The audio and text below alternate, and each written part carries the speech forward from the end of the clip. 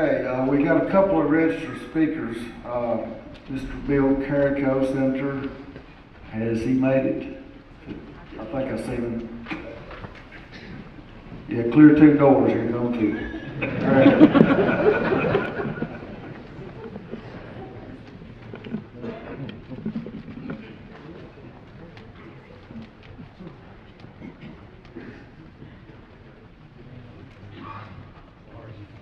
You didn't get a speeding ticket come from the speedway, did you?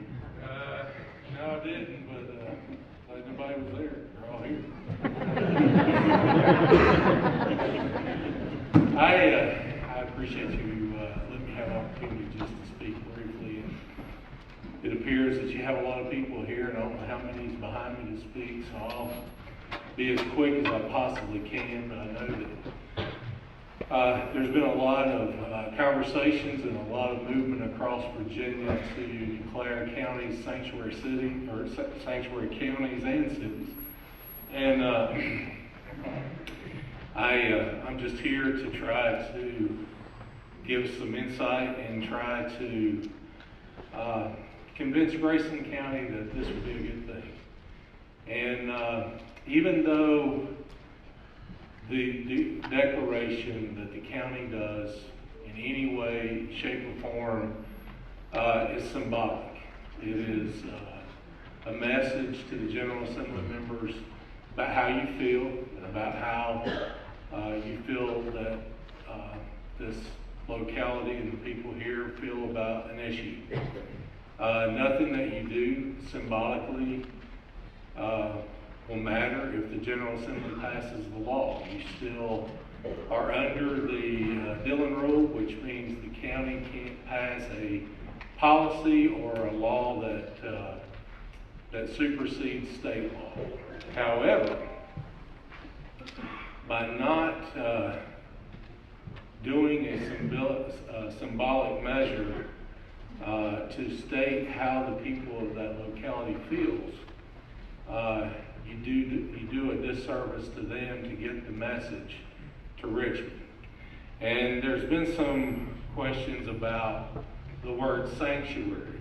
Well, sanctuary is a symbolic word that's been used over and over when it came to cities declaring themselves sanctuary cities for illegal immigrants. Even though they declared themselves sanctuary cities from illegal immigrants, it didn't prohibit the ICE or anyone else from going in there and taking those individuals. It only set up a mechanism that the locality wasn't going to assist them in doing so. I believe that the governor of Virginia has stated his case. He has said that in the last 2 General Assembly sessions, and by the way, I'm retiring, so I'm not here to make a political speech. I'm not here to gain anything. But I'm a gun owner, and I'm a citizen of this county.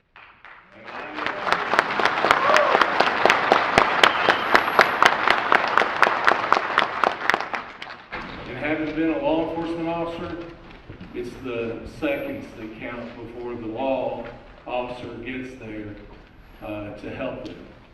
And I feel that the governor, in 2 sessions, when there was a lot of conversation about Richmond City wanting to declare themselves a sanctuary city for illegal immigrants, there was a concern that we would allow Richmond City to become a sanctuary city. And there was 2 bills, two years of bills sent to the governor's desk to not allow a city or county to become a sanctuary city. He vetoed each one of those bills. He vetoed them with the comment that it would send a chilling effect to tell a city or a county that they couldn't be a sanctuary to illegal immigrants. So if he feels that way, why then can't a county declare themselves a sanctuary for people to protect themselves from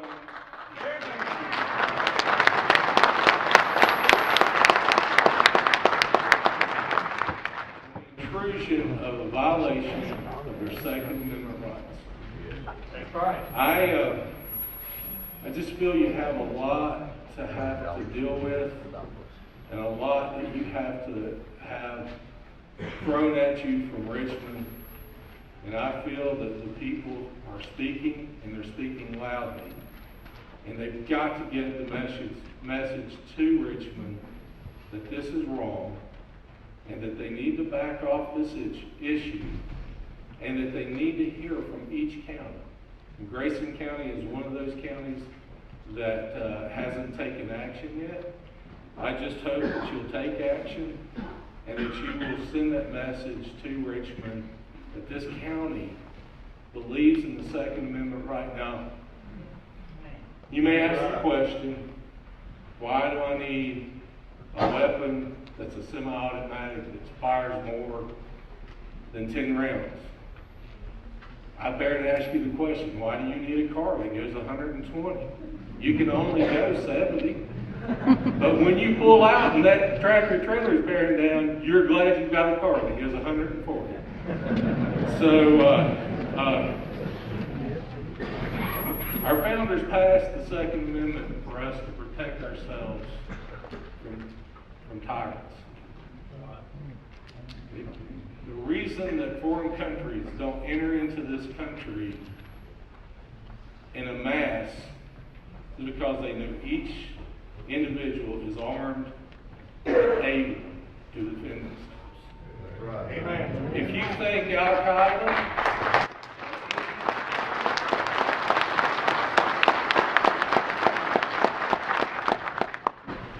Al-Qaeda or any foreign government's going to ban them from bringing a 10-round magazine into the United States, you're sadly mistaken. And I think the governor and this General Assembly are way off basis. This is not what this country was founded on. And it's an erosion of our Constitution, and it's the first step. So I hope that you'll take that, and I'll answer any questions you may have, but I hope that you'll take that into consideration when you consider joining the other counties in sending a message to Richmond.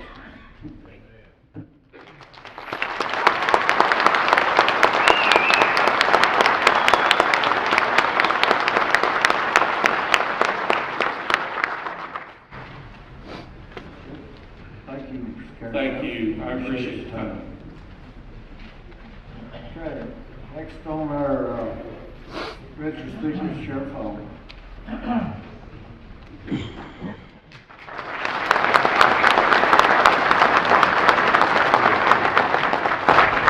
Thank you, Mr. Chairman, members of the board. Thank you for considering this resolution to make Grayson County a Second Amendment sanctuary.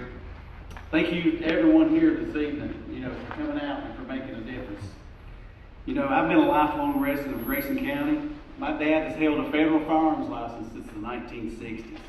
I was raised to hunt, to shoot, to respect guns, to respect others, and most importantly, to attend church and put God first.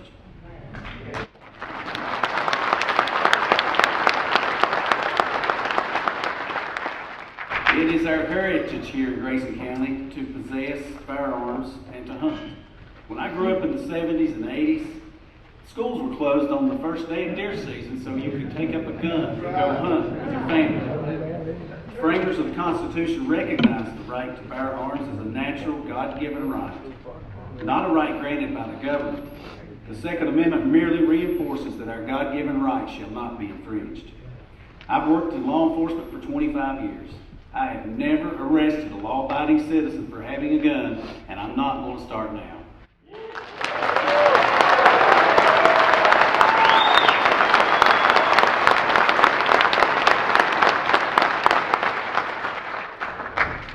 The criminals we arrest, they don't get their guns at Walmart, they don't get their guns at the gun shop, and they don't even get them at the gun show. They get them on the black market. They get them from drug dealers. They get them from people that's involved in the criminal enterprise. Gun control does not work. Just look at New York and Chicago, where guns are banned. Only the criminals have guns, and they have some of the highest homicide and crime rates in the country. You know, some legislators think that the gun control bills recently introduced will stop mass shootings. Well, I'm here to promise you that it won't. As long as there is evil in the world, we will have mass killings by way of arson, knives, and other weapons. When these new policies don't work, then next year they will want to ban semi-auto handguns, revolvers, and rifles. This is a slippery slope, and we cannot stand by and watch them chip away at our Second Amendment rights. Amen.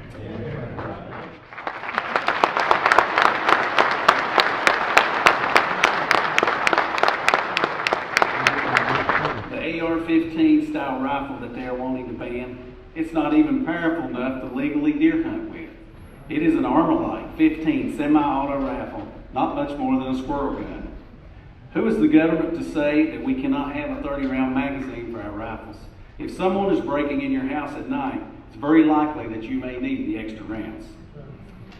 As you all know, Grayson County is a rural, mountainous county of 450 square miles. The Sheriff's Office staff, we provide public safety. We are not there parked beside your house 24/7. If someone breaks into your house at night with a weapon of any kind, you must be able to adequately defend yourself against a stronger attacker. And your family. That's right. It may take deputies 20 to 30 minutes to respond, maybe even more depending on where you live in the county. Our citizens have the right to defend themselves and their families. I realize I'm preaching to the choir, so I'll leave you with this. Grayson County is a great place to live and raise a family. Violent crime is way out of the norm here. Legislators should not blame our law-abiding citizens and our way of life because of the shootings in large municipalities across Virginia. After all, it is because of these hard-working people behind me, the law-abiding gun owners of Grayson County, that makes this a safe place to live. In addition, I join my fellow sheriffs with providing a last line of defense for our law-abiding citizens when it comes to the right to bear arms.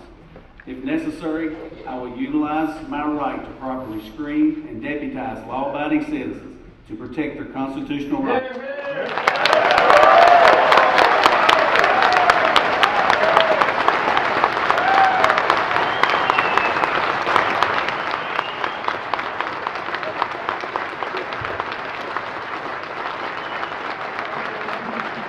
There is no limit to the number of reserve deputies that we may have. This procedure is called the posse comitatus, or the force of the county. This allows sheriffs to summon citizens to assist with an emergency, such as suppressing a riot or pursuing felons. These members would be on standby status until needed and activated by the sheriff. Finally, the gun control bills are unconstitutional, and if passed as proposed, they will not be enforced in Grayson County.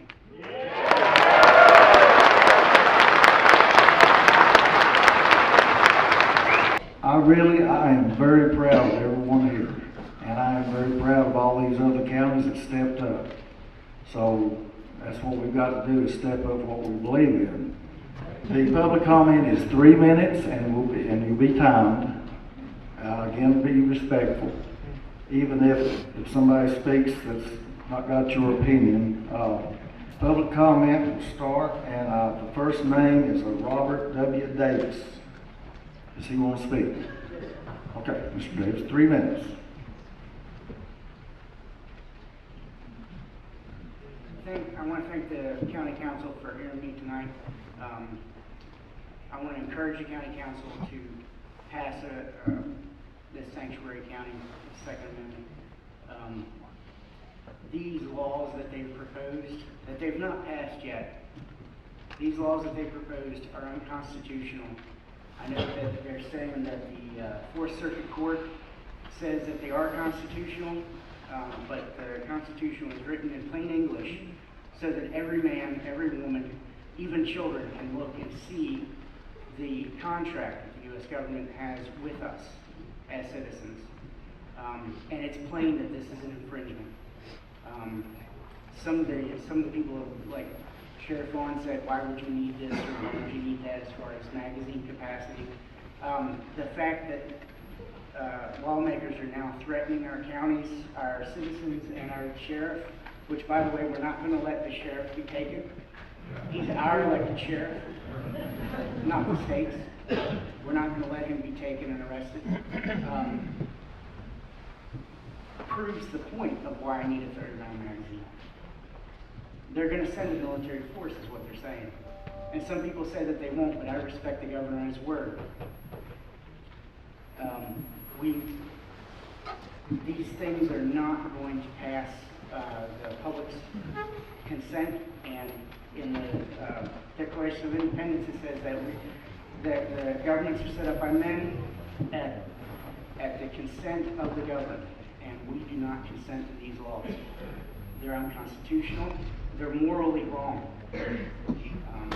And like I said, I want to thank the county council for hearing us, and I want to thank you all for your support. Thank you.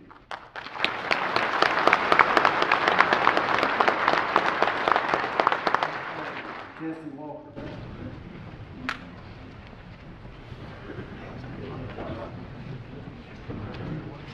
I want to thank you guys for the opportunity to speak to you this evening. My whole purpose here this evening was to be a aspect of encouragement. I am a minister in this county. I am a small business owner in this county, and I hold a unique position with the church in this county that these laws scare me to death. I am head of security for the church that I go to. I'm an NRA instructor. I'm a competitive handgun shooter at the master level. I train hundreds of people over the years for their churches, properly to train, to get them to have a state of protection for their parishioners. And to me, that is something where we need magazine capacity unlimited, because if jihad comes to the church that I'm at, I am the first responder at that church. And as a Grayson County citizen who is responsible for men and women on a daily basis, a weekly basis at this church, I'm here to ask you all to stand up boldly, throw your tea into harbor, and tell Richmond that we do not need to stand for the things that they're wanting to enforce on us, because there's people like myself and other people across this county who are really dependent on that Second Amendment. Handguns, firearms are a daily part of my life in every aspect and in my kids' life. And I tell you, I am extremely encouraged hearing what the sheriff said, because there's going to be men and women in this county who need to be deputized in certain areas to where we don't lose our ability to protect those from churches, homes, and everywhere else. So that's the only reason I wanted to speak tonight. I just wanted to give you the encouragement to, hey, stand up and do what you need to do. Toss that tea in the harbor and say, we shall stand. Thank you.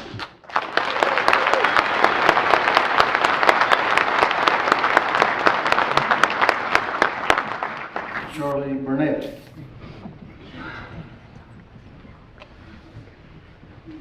Good evening, everybody. With fear of being redundant, Senator Carrico, Sheriff, even our school superintendent have already said most of what I wanted to say. I want to tell you my stake in this is not as a hunter or recreational shooter, but as a veteran. And I've seen with my own eyes what a country looks like when it doesn't have the ability to defend itself. That's right. So I just wanted to say God bless the second, God bless Grayson County, and thank you.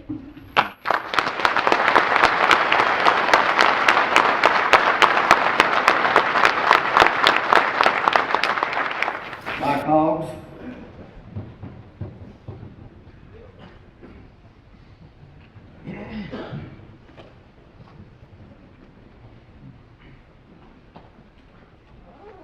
I wrote down what I wanted to say, and I've got 3 minutes. I'm going to talk fast, so you're going to have to listen fast.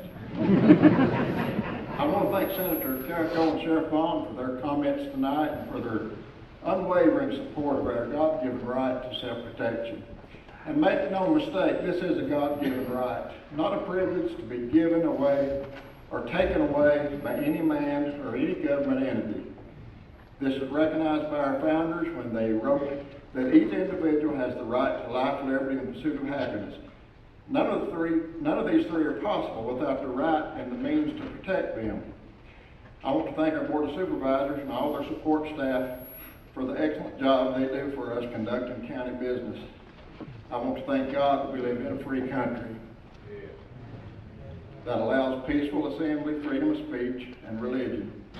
Assembly so we can gather as we are tonight and discuss potential legislation. Free speech that we might express ourselves and our concerns without fear of reprisal, especially if our opinion is not in the majority. After all, it is the unpopular speech that needs protection the most. And finally, freedom of worship as we see fit, or not to worship at all. These rights are protected by the First Amendment of the U.S. Constitution. But there is truly no protection of any of our rights without the means to do so. That's where the Second Amendment comes in. The Second Amendment wasn't placed in the Constitution to protect hunting rights or sport shooting rights. The Second Amendment was written into the Constitution that a free people might have a means to protect themselves, their families, and their fortunes from a tyrannical government, kind of like the one we see shaping up in Richmond right now. Amen. This right may not be infringed by anyone, period. The potential bills that are being reported to be considered by the General Assembly would do that and more.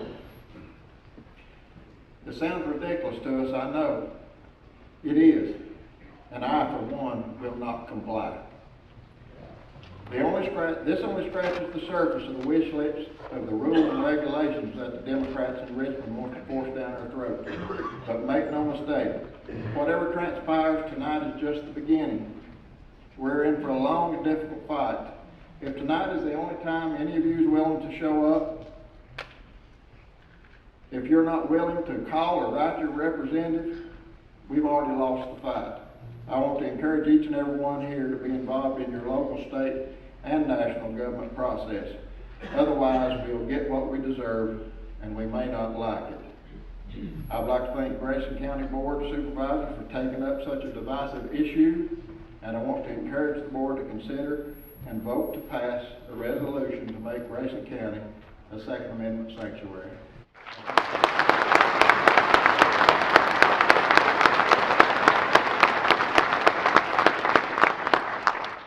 What is your name, sir? Sherriff from White Dog. Okay. I just have something I want to read. In my opinion, the current and future acts of the governor and future houses of the Virginia government are in direct conflict regarding the Second Amendment of the Constitution of the United States. Proposed red flag laws are a denial of due process, and law associated with these laws are against the Fifth and Sixth Amendments and are unacceptable. It is necessary for those counties that disagree with this dangerous approach to declare themselves as sanctuaries to such unconstitutional acts. To quote Richard Henry Lee, signer of the Declaration of Independence, "To preserve liberty, it is essential that the whole body of people always possesses arms and be taught alike, especially when young, on how to use them." Thomas Jefferson said, "No free man shall ever be debarred the use of arms." George Washington stated that free people ought not only to be armed and disciplined, but they should have sufficient arms and ammunition to maintain status of independence from anyone who might attempt to abuse them, which include their own government. In any proposed unconstitutional laws are passed in Virginia, the county should make a statement that these laws will not be recognized and will not be prosecuted. These proposed including red flag laws, are in direct conflict and with due process and search and seizure protects provided in the Constitution of the United States. We the people run this country and state, not the politicians.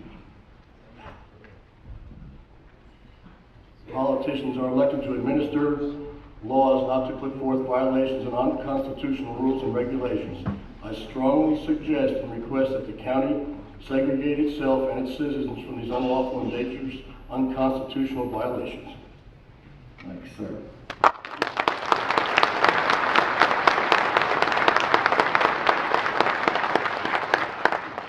Okay, Jeremy Accord.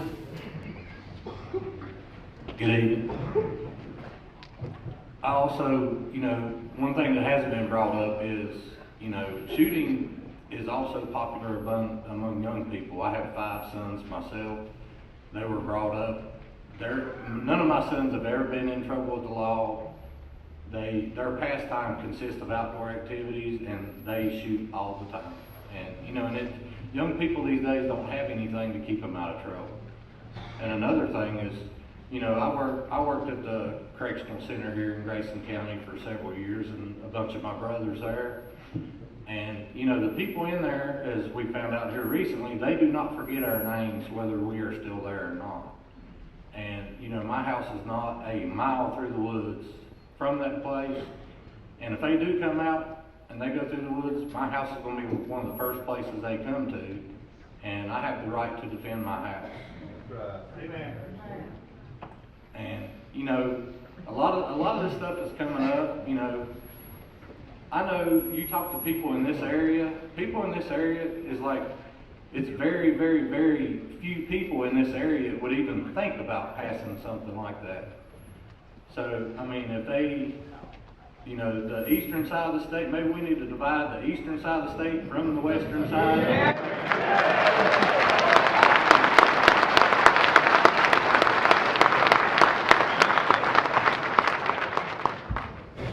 Jeff Morelli?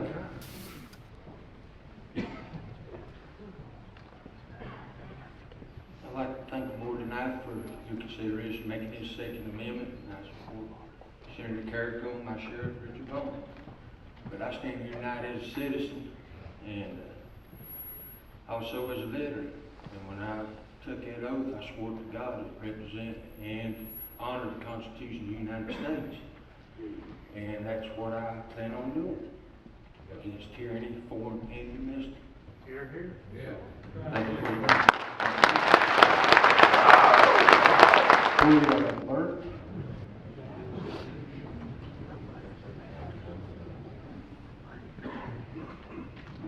I want to say, first of all, that I'm so sad that Sheriff Vaughn isn't going to be sitting 24/7 in my driveway. I asked my father-in-law, who was a prisoner of war in World War II and a helicopter pilot in Vietnam, why the government was going this way. And he said, well, Vicki, he said, it's because some people are smart in school but dumb on the bus. And I do believe this, and I came here tonight to give you some ammo, because I was a reservist in the National Guard and the Army Reserve, depending on where I lived. And I believe no brass, no ammo. But so here it is. There are three things I think anybody should look at that really worries about this problem, because this problem is the oncoming of communism. And I know about communism because they took my relatives out in the street in Hungary and shot them for their last name. And it can happen here too. There are three things you should look at. Saul Alinsky is a very famous communist, and he wrote a book. And he's also written something that you can find online called Rules for Radicals. And it's how you make communism happen. And this is how it's happening. There's another book, because those who don't know history are doomed to repeat it. And that's The Rise and Fall of the Third Reich.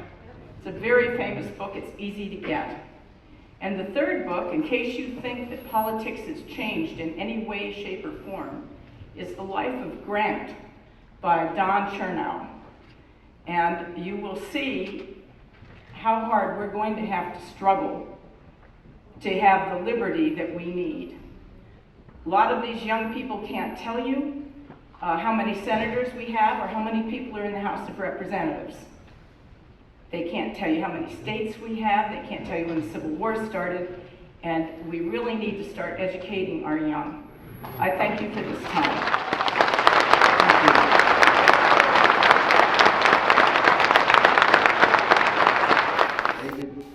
Gus Chandler? It's pretty obvious which way the winds are blowing in the room here tonight, but I am still a little confused as to why I'm here. It seems to me that there are some bedrock foundations, some documents that this country was built on, that this shouldn't ever be an issue. The times that it has been challenged, the Supreme Court has come back with some very important findings. This should also be absolutely unimpeachable. At the risk of stealing thunder from the council members, I would like to read some important words. First off is the Second Amendment of the United States. Well-regulated militia, being necessary to the security of a free state, the right of the people to keep and bear arms shall not be infringed.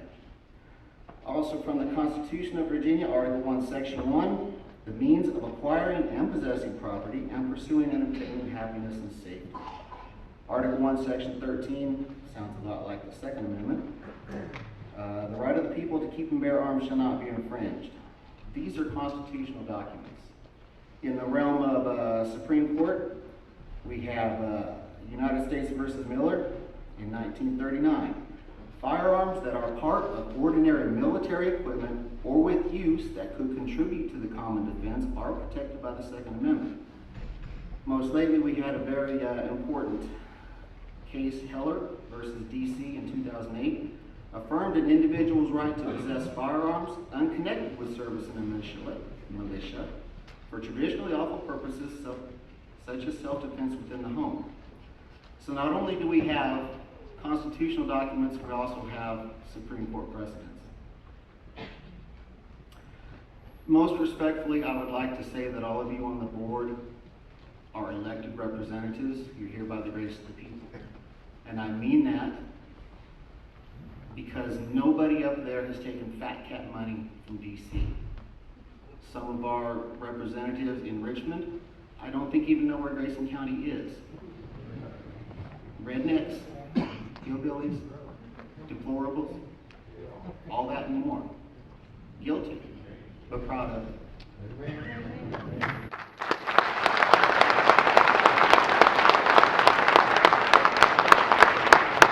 Two things I ask tonight. Do not let Richmond tell you how to run your county, and by God's grace, protect us from those in Richmond who would take our rights. Thank you. Okay, good. This is a resolution of the Grayson County Board of Supervisors. Whereas the Second Amendment of the United States Constitution reads, "A well-regulated militia being necessary to the security of a free state, the right of the people to keep and bear arms shall not be infringed." And whereas the United States Supreme Court in District of Columbia versus Heller 554 U.S. 570 in 2008 affirmed an individual's right to possess firearms unconnected with service in a militia for traditionally lawful purposes such as self-defense within the home. And whereas the United States Supreme Court in McDonald versus Chicago 561 U.S. 742 in 2010 reaffirmed that the right of an individual to keep and bear arms as protected under the Second Amendment is incorporated by the Due Process Clause of the 14th Amendment against the states. And whereas the United States Supreme Court in the United States versus Miller 307 U.S. 174 in 1939 opined that firearms that are part of ordinary military equipment or with use that could contribute to the common defense are protected by the Second Amendment. And whereas Article 1,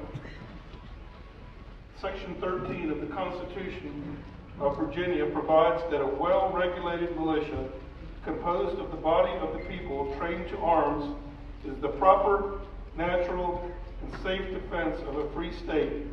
Therefore, the right of the people to keep and bear arms shall not be infringed. And whereas Article 1, Section 1 of the Constitution of Virginia reads that all men are by nature equally free and independent and have certain inherent rights of which when they enter into the state of society, they cannot, by any compact, deprive or divest their posterity, namely the enjoyment of life and liberty, with the means of acquiring and possessing property and pursuing and obtaining happiness and safety. And whereas Article 1, Section 2 of the Constitution of Virginia reads that all power is vested and consequently derived from the people, that magistrates are their trustees and servants, and at all times amenable to them. And whereas certain legislation that has or may be introduced by the Virginia General Assembly and certain legislation which has or may be introduced in the United States Congress could have the effect of infringing on the rights of law-abiding citizens to keep and bear arms as guaranteed by the Second Amendment of the United States Constitution and Article 1, Section 13 of the Constitution. And whereas the Grayson County Board of Supervisors recognizes that federal and state laws are presumed constitutional until finally declared otherwise by a court of appropriate jurisdiction. And whereas the Grayson County Board of Supervisors is concerned about the passage of any law containing language that would unconstitutionally infringe upon the rights of the citizens of Grayson County to keep and bear arms. And whereas in addition to the individual rights to keep and bear arms as enshrined in the United States and Virginia Constitutions, the Grayson County Board of Supervisors is mindful of the deep cultural and historic roots of hunting within the Commonwealth and the County of Grayson, which precede the founding of the United States, as well as the many conservation and wildlife management benefits to be derived from responsible game management through hunting. And whereas the Grayson County Board of Supervisors wishes to express its deep commitment to the rights of all law-abiding citizens of Grayson County to keep and bear arms as constitutionally protected. And whereas the Grayson County Board of Supervisors wishes to express opposition to and to discourage the enactment of any law that would unconstitutionally restrict the rights of the citizens of Grayson County to keep and bear arms. Whereas the Grayson County Board of Supervisors is aware of Virginia Code 15.2-915 and recognizes the limitations on localities contained therein, and wishes to express its intent that this resolution be construed in keeping therewith, and further wishes to express its intent that, in the event that the General Assembly repeals said statute or otherwise empowers localities to adopt local restrictions or regulations on firearms, that it is the intent of the Board of Supervisors, as currently composed, not to adopt any new restrictions on the right to bear arms. And whereas the Grayson County Board of Supervisors wishes to express its intent to stand as a sanctuary county for Second Amendment rights and to oppose within the limits of the Constitution of the United States and Commonwealth of Virginia any efforts to unconstitutionally restrict such rights and to use such reasonable legal means as the Grayson County Board of Supervisors may hereafter approve to protect the rights of the citizens of Grayson County to keep and bear arms. Now therefore be it resolved by the Board of Supervisors of Grayson County that the Grayson County Board of Supervisors hereby declares Grayson County, Virginia as a Second Amendment sanctuary for the purposes described above. And be it further resolved that the Grayson County Board of Supervisors hereby expresses its intent to uphold the Second Amendment rights of the citizens of Grayson County, Virginia. And be it further resolved that the Grayson County Board of Supervisors hereby expresses its desire that public funds are not used to unconstitutionally restrict the Second Amendment rights of the citizens of Grayson County or to aid federal or state agencies in the unconstitutional restriction of said rights. And be it further resolved that the Grayson County Board of Supervisors hereby declares its intent to oppose, within the limitations imposed by law upon local governments, any unconstitutional infringement on the right of law-abiding citizens to keep and bear arms, using such reasonable and legal means as the Grayson County Board of Supervisors may hereafter approve. And be it finally resolved that the undersigned clerk of the Board of Supervisors of the County of Grayson hereby certifies that the resolution set forth above was adopted during an open meeting on December 12th, 2019 by the Board of Supervisors with the following votes. Okay. Thank you. You would repeat that, would you? Right. Now, before we do vote, I want to ask for any comments from the board. Frank.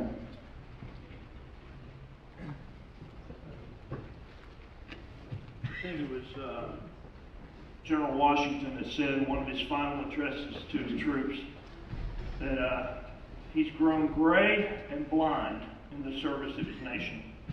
So Excuse me if I have to use my reading glasses. Thanks, Mr. Chairman. First, thank you all for the energy and the passion you have shown towards this issue.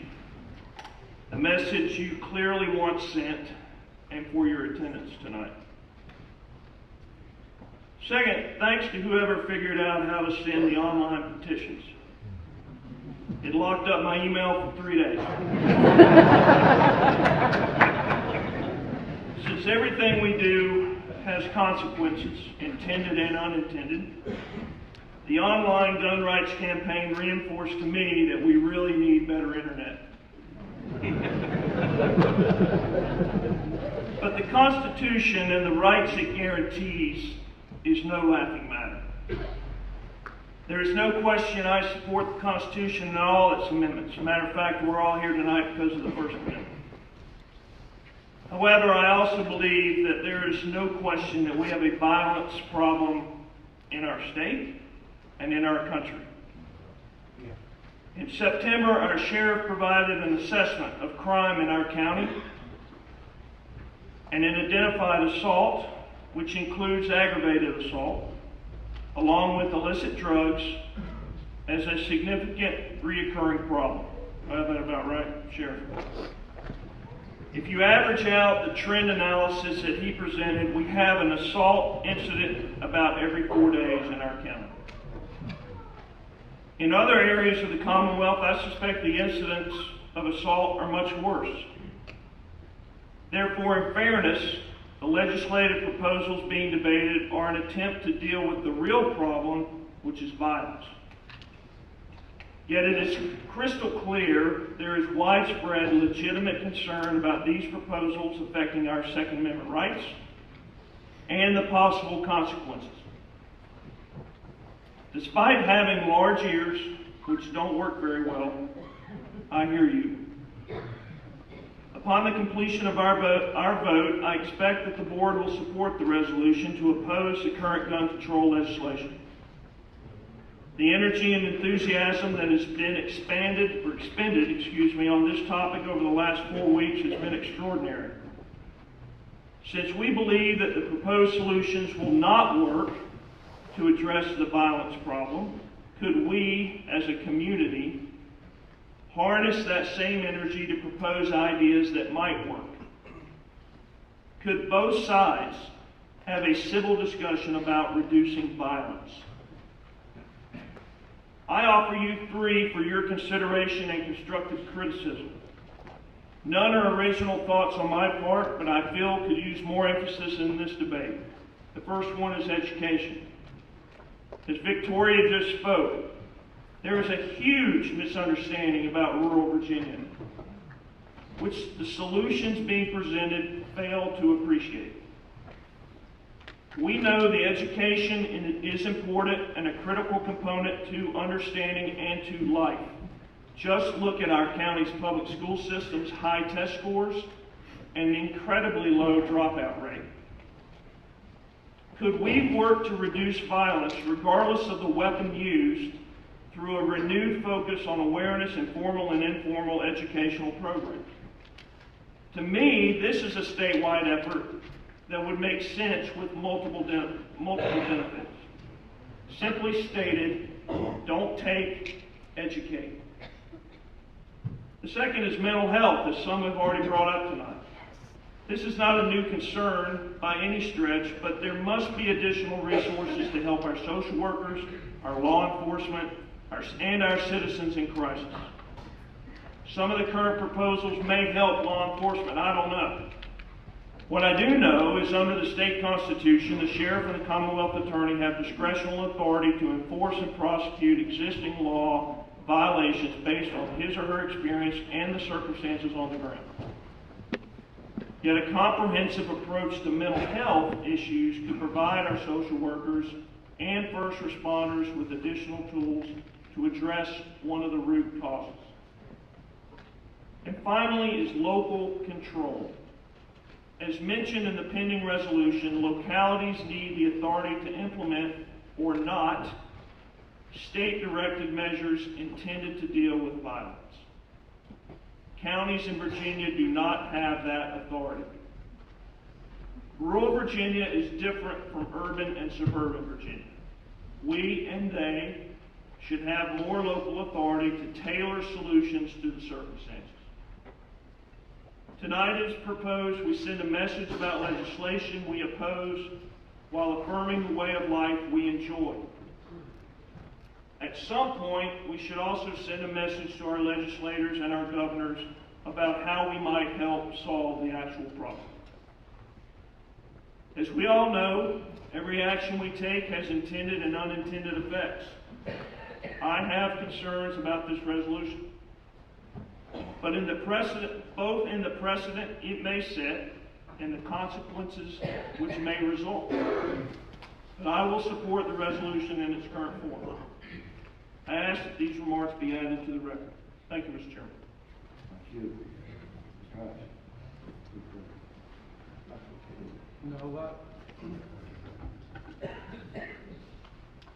My family has been residents of Grayson County since 1764.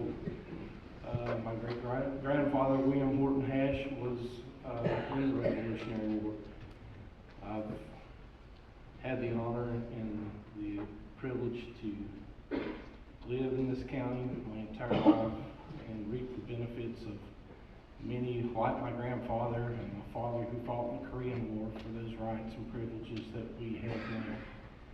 And I stand with this resolution. Happy to support it. Okay. Good. All right, what we're gonna do is, I'm gonna call for a roll call vote that we adopt this resolution that Mr. Shepley has read. Mr. Evans. Emphatically, yes, I support the resolution. Mr. Hatch. Yes, I support it. Mr. Fanning. I support. Ms. Southern. I support. And I support.